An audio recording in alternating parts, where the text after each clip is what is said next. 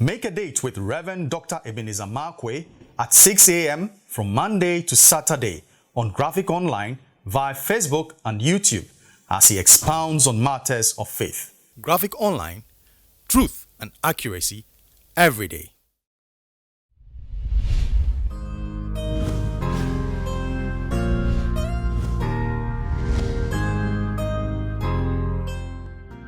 Hello, this is Reverend Dr. Ebenezer Markwei of Living Streams International, bringing you matters of faith with Graphic Online. And I'm still on a roll with Genesis chapter 17, verse 1 to the end. And in Genesis chapter 17, we see some very interesting things about that. God is talking about relationship, he's also talking about responsibility, and he's also talking about rewards. So relationship, responsibilities, and rewards. Then God says, I don't want us to go beyond it. I don't just want this to be, I just want it to be a covenant. Something that is going to be a blood agreement between Abraham and I. That's what God said. Now, I told you, then God said to Abraham, mark yourself with something. Mark yourself in such a way. Have something that is a constant reminder of my dealings with you. Have something that would be a constant reminder of the fact that you have a relationship with me, so you can't misbehave with it. God clearly stated that to Abraham. Then there was something very startling. God said, don't let this relationship, don't let this covenant just between me, you and I. But it also has to be between your generations and I. So God said, you know what? Mortgage the future to this covenant. Put the future into this covenant. He said, first of all, your son Ishmael, mark him. He said, mark him, mark Ishmael.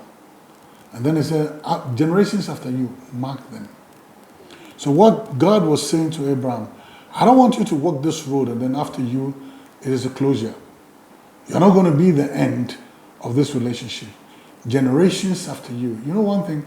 God said, raise up generations to walk this same road you're walking. Raise up generations who are also marked.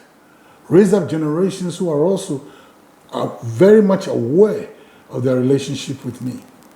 You know, sometimes we can raise ourselves or we can do things and then all of a sudden there are generations after that who don't know their God, who don't know our God. So there's somebody called Eli who is a priest. And his sons were sons of Belial. They had nothing to show for their father's relationship with God. And Samuel repeated it too. Because Samuel was raised in the house of Eli, in a house that doesn't discipline the children. And don't bring children into the saving knowledge of God and relationship with God. But God said to Abraham, don't just mark yourself, mark generations after you. You know, one of the things that it saddens, when you see fathers and you see people who've been blessed by a relationship with God, and then they raise up children who are infidels and children who don't know God, and who are anathema maranatha, and that is they have nothing to do with God at all. That's a sorry sight. That's the Samuel type of wisdom. Samuel has raised up children who don't know God, and so Israel said, we don't want to know the God of your sons. We appreciate your God, but not the God of your sons. It's very, very important. Joshua made a statement. He said, choose you this day whom you will serve. But as for me and my house, we will serve God. So your relationship with God must extend beyond you. It must affect your children and must affect your children's children. Generations after you must be marked with God. Generations after you must be able to say that this is our God. That's what it's all about. So God said to Abraham, don't just touch you, but touch generations after you for me. And so now those generations can walk and say, you see, that's when God comes to town and says, I am the God of Abraham, your father, and of Isaac. That is why they can say the God of Abraham, Isaac, and Jacob. That is why a blind man Bartimaeus can stand someone and say, Jesus, thou son of David. Because all those people were products of covenant. All those people were marked. All those people were marked by God. All those people had fathers who were speaking into their lives to make sure that they walk with God. Don't throw away your children. After everything that you have been through with God, don't lose your children to the devil. Don't lose your children to all sorts of crazy ideas. Don't lose your children. And if you are losing your children, it's not time for you to stand up and begin to wrestle them out of the throes of death and hell, and remove them from the prison cages of hell with all sorts of characters and lifestyles. Mark them for God. Don't let them walk loose on this earth, imbibing all sorts of doctrines and following all sorts of crazy ideas. Men saying they are dogs and that they are howling like dogs, and they want to be defined by dogs.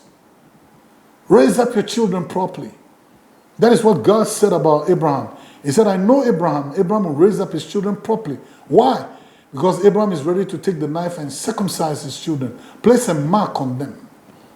Place a mark of discipline. Cut away their foreskins. That's what God was saying. Do this. Mark them. The responsibility of every father who says he walks with God is introduce your God to your children and mark them for God. Well, the choices are always yours. See you later.